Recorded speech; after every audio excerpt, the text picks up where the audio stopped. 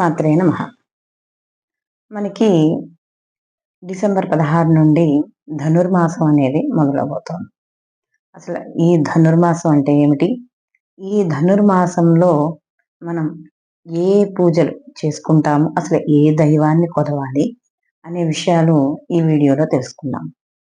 మనకి రవి ప్రతి మాసము కూడా మార్పు చెందుతూ ఉంటాడు ఒక్కొక్క రాశి. అలాగే రవి వృశ్చిక రాశి నుండి ఈ ధనుస్సు రాశిలోకి ఎప్పుడైతే మార్పు చెందుతాడో అప్పటి నుండి ఈ ధనుర్మాసం అనేది ప్రారంభం అవుతుంది. ఇది మార్గశిర మాసంలో ఉండంగానే ఈ యొక్క ధనుర్మాసం అనేది ప్రారంభం అవుతుంది.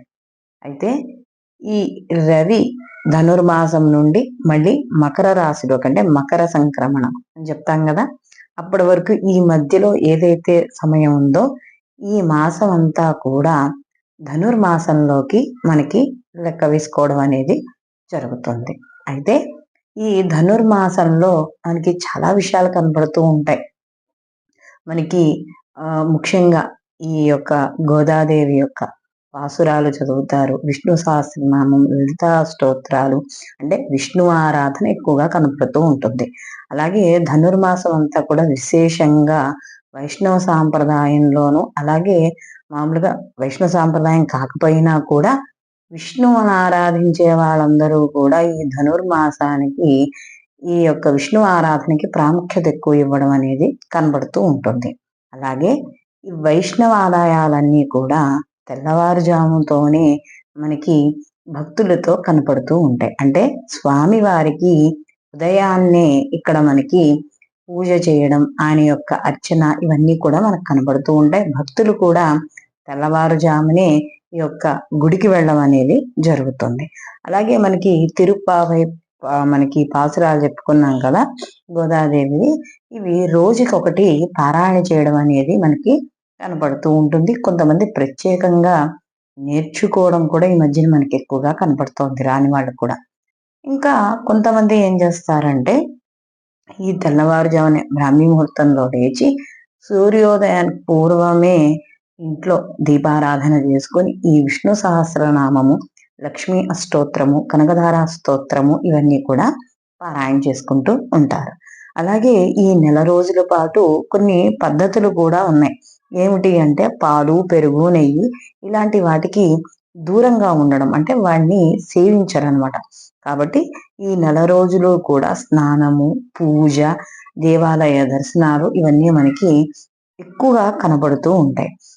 ఈ ముఖ్యంగా మరి ఈ మాసంలోనే ఎందుకు ఇంత ఉంటుంది అని అనుకుంటే, మనకి ధనుర్ రాశిలోకి రవి ఎప్పుడైతే సంచరిస్తాడో ఈ కాలం అంతా కూడా దేవతలకి మనకి బ్రాహ్మీ ముహూర్తంగా చెప్తాం. కాబట్టి అందరూ కూడా దేవతలకి బ్రాహ్మీ ముహూర్తం సహజంగా మనకి పొద్దున్నే ముహూర్తం అనేది చాలా విశేషంగా చెప్తూ ఉంటాం. కాబట్టి ఈ సమయంలో మనం కూడా లేచి దైవారాధన చేస్తే అది ఇంకా విశేషమైన ఫలితాన్ని ఇస్తుంది. అందులో ముఖ్యంగా ఈ ధనుర్మాసం అంతా కూడా మనకి ముగ్గులు, అంటే చూడండి అప్పటి వరకు మనకి మామూలుగా ముగ్గులు వేసుకునే వాళ్ళం, మనకి ఎప్పుడైతే మనకి నెల పొడుపు అని చెప్తాం. కాబట్టి ఈ నెల పొడుపు మొదలైన దగ్గర నుంచి కూడా ప్రతి ఇంట్లోనూ కూడా పెద్ద పెద్ద ముగ్గులు కనిపించడం, పిల్లలు ఉన్న ఆడపిల్లలు ఉన్న ఇళ్లలో అయితే గొబ్బిళ్ళు పెడతారు. అలాగే మనకి ప్రతిరోజు కూడా చాలా విశేషంగా ఈ విష్ణు ఆరాధన అనేది కూడా కనబడుతూ ఉంటుంది.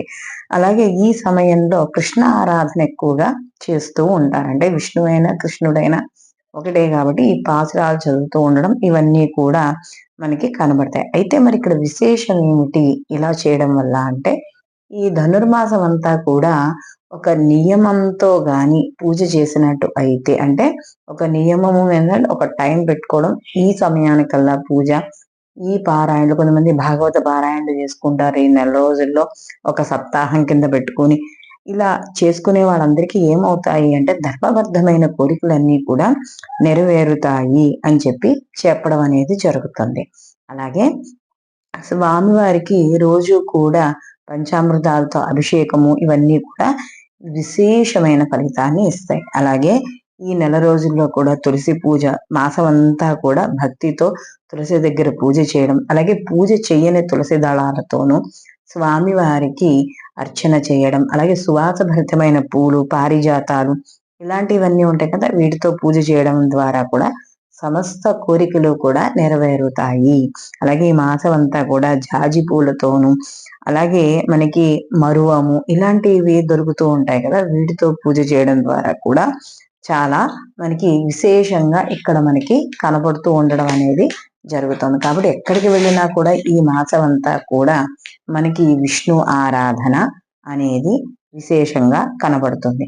కనీసం ఈ నెల రోజులు చేయలేని వాళ్ళు, ఓపిక లేని వాళ్ళు మరి ఏం చేయాలంటే, ఇప్పుడు కాలమాన పరిస్థితులు ఉంటాయి. పెద్దలు బయటికి వెళ్ళారు, చలికాలము ఇవన్నీ కూడా ఉంటూ ఉంటాయి, వాతావరణంలో మార్పులు ఉంటూ ఉంటాయి.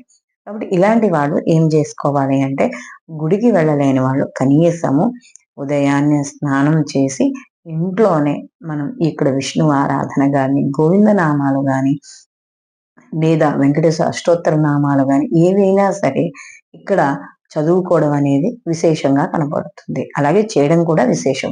అది కాకుండా విష్ణు పురాణం చదువుకోవడం, పురాణాల్లో విష్ణు పురాణం చదువుకోవడం ఇవన్నీ కూడా మనకి ఎంతో పుణ్యదాయకం. అలాగే కృష్ణ నామస్మరణ, అలాగే శ్రీకృష్ణ లీలలు మనం భాగవతం అంతర్గతంగా చదువుకొని, లేదా భాగవతం సప్తాహంగా చేసుకోవడం ఇవన్నీ కూడా ఎంత ఫలితాన్ని ఇస్తాయి అంటే, గోదానాన్ని మనం గోవుని దానం చేసినంత ఫలితం అనేది ఉంటుంది. కాబట్టి మనకి ఈ మాసం అంతా కూడా మనము ఈ విష్ణు ఆరాధన, లక్ష్మీ ఆరాధన అనేది చేయడం ద్వారా సమస్త ధర్మబద్ధమైన కోరికలు కూడా నెరవేరుతాయి. కాబట్టి ఈ ధనుర్మాసం అంతా కూడా మనకి ముందుగానే మనకి మొదట్లోనే చెప్పుకున్నాం, ఈ ధనుర్మాసము దేవతలకి బ్రాహ్మీ ముహూర్తంతో సమానం. కాబట్టి ఆ సమయంలో ఏ మానవుడైతే లేచి తన ఏవైతే నిత్యకృత్యాలు ఉన్నాయో అవన్నీ తీర్చుకొని కొంత సమయాన్నైనా సరే భగవంతుడు కేటాయిస్తాడో